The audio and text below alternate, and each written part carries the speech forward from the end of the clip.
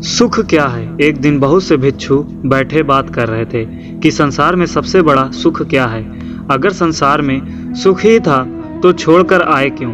जब संसार में दुख ही दुख रह जाए तभी तो कोई सन्यासी होता है। जब यह समझ में आ जाए कि यहाँ कुछ भी नहीं है, खाली पानी के बबूले हैं, आकाश में बने इंद्रधनुष हैं, आकाश कुसुम है, यहाँ कुछ भी नहीं है, तभी तो कोई सन्यासी होता है। सन्यासी का अर्थ ही है संसार व्यर्थ हो गया है। जानकर अनुभव से, अपने ही साक्षात्कार से ये भिक्षु ऐसे ही भाग कर चले आए होंगे।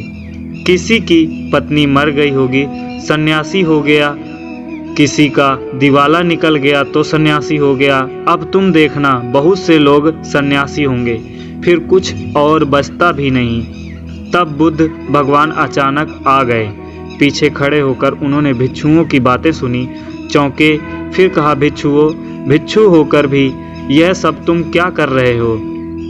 यह सारा संसार दुख में है, इसमें तुम बता रहे हो कोई कह रहा है राज्य सुख, कोई कहता है काम सुख दुख में है।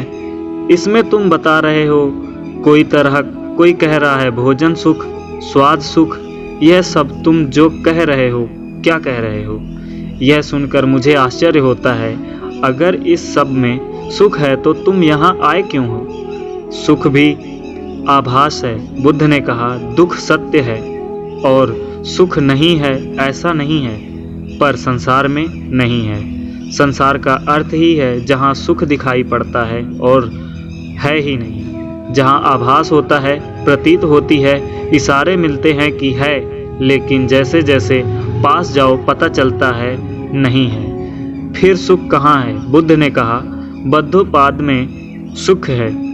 तुम्हारे भीतर बुद्ध का जन्म हो जाए तो सुख है, तुम्हारे भीतर बुद्ध का अवतार हो जाए तो सुख है।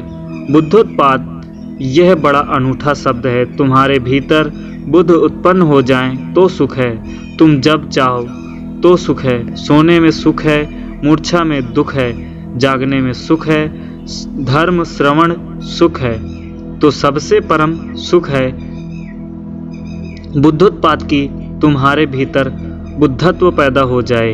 अगर अभी यह नहीं हुआ तो नंबर 2 का सुख है। जिसका बुद्ध जाग गया उसकी बात सुनने में सुख है, धर्म श्रवण में सुख है। तो सुनो उनकी जो जाग गए हैं, जिन्हें कुछ दिखाई पड़ा है, गुणों उनकी। लेकिन उसी सुख पर रुक मत जाना। सुन सुनकर अगर रुक गए तो एक तरह का सुख तो मिलेगा, लेकिन यह भी बहुत दूर जाने वाला नहीं है। इसलिए बुद्ध ने कहा, समाधि में सुख है, बुद्धोत्पाद में सुख है। यह तो परम व्याख्या हुई सुख की।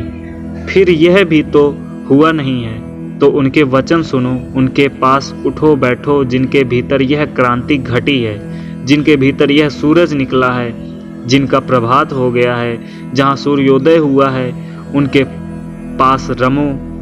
इसमें सुख है, मगर इसमें ही रुक मत जाना। ध्यान रखना कि जो उनको हुआ है वह तुम्हें भी करना है। उसके करने के उपाय का नाम समाधि है। सुनो बुद्धों को और चेष्टा करो, बुद्धों जैसे बनो।